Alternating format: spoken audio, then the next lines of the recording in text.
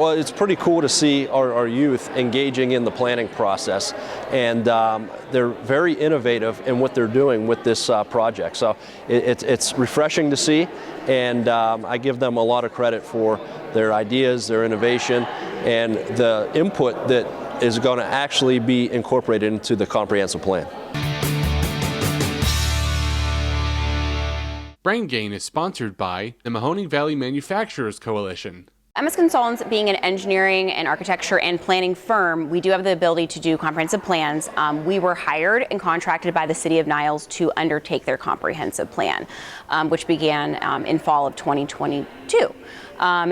This plan should wrap up in about August, September of 2023. So yes, it was the City of Niles that put out a proposal, and we are one of the firms that wanted to be part of the Niles team, and then we were chosen as the consultant to undertake the plan. We've asked students to put on their thinking hats and be urban planners for a minute. We've invented a little game called Stakeholder Scramble, where they are going to be in teams of miniature urban planners, and they are going to be designing a space which mysteriously appeared in Niles overnight. It's a fun little game.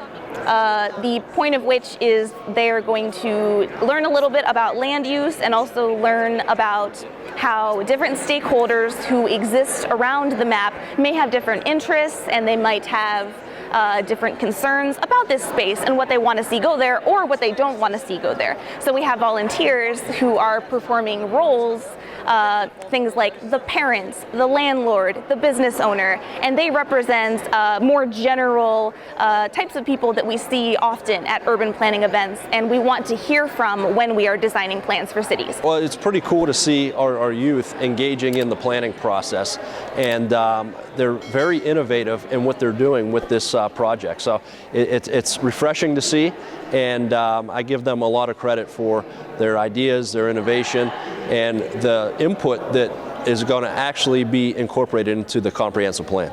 A lot of them took the time to focus on parks, recreations, public grounds, which is very important to our plan. A lot of them took the time to focus on industry, which is another thing that we're trying to accomplish in our overall comprehensive plan. So with their little niches between industry, housing, public grounds, park recreation, all of that rolls into our plan as a whole, and the kids are doing a phenomenal job addressing those issues in the plan. We had to talk to all the different stakeholders that were walking around, so we just wanted to see what fit best for their needs, and it was difficult trying to get every little detail, so we just made sure that we accommodated the best we could, and if we couldn't, then we just try to do one or two things that they needed, but we try to fit them as best we could. You paid a lot of money for this plan, okay? You have to keep all the stakeholders happy, okay? I think definitely it's hard to make everyone happy, especially with all the different stakeholders. But so like the retiree, I think was our hardest one to do because we didn't know how to make him happy without invading his space. So I think it was different, definitely a challenge. But then we try to make more people happy. So making the majority of the people happy is what we strived for.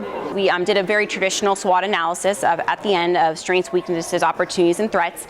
Our strengths list was longer than the rest, and that typically happens because people who live here, they see the best parts of the community, and they definitely let us know what those were, and those are the things that we would like probably to grow, right? The plan will address those strengths as an area for growth, and then they'll also look at the opportunities, threats, and weaknesses of areas of how do we fix those things, and what can the city do going forward to fix those things.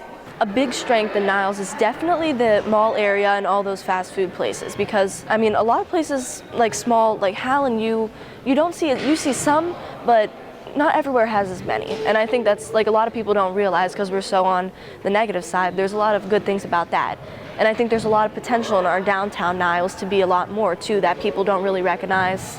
And we do have some things in community here that, of course, we lack, but there's also strengths that we have. There's a lot of people in Niles that are, really good people here that made the community stronger.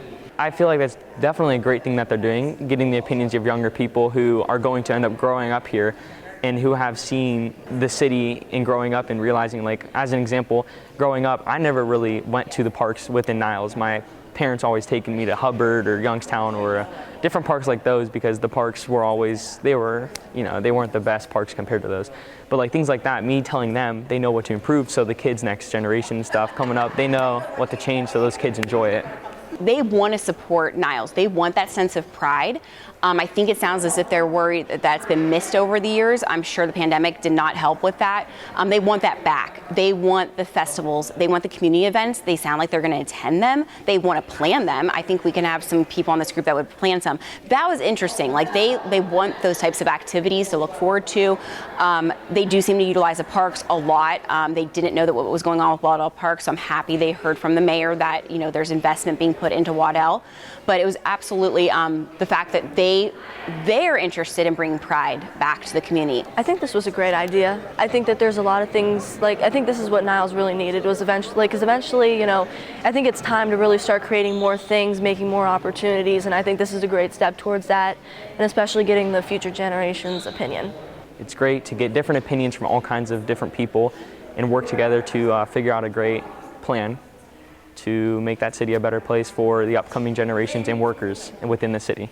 I do believe after having this group meet today, and then the other focus groups we'll have in the future, we'll feel safe. We'll feel that we did justice to the plan, that we made sure everybody was heard and not just a certain group that was speaking the loudest. We make a big effort in order to do that, and that was also the mayor leading us in that direction as well. He always wanted to make sure that he felt his residents were being heard throughout this plan. Hopefully these kids see the value in government, local government, and in government leadership, and we want them to feel empowered with this process and with this program that we have set up for them. So the overall goal is to keep them here.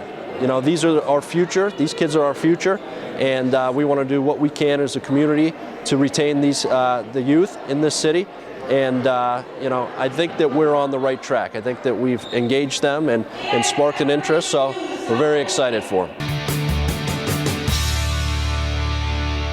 Brain Gain is sponsored by the Mahoning Valley Manufacturers Coalition.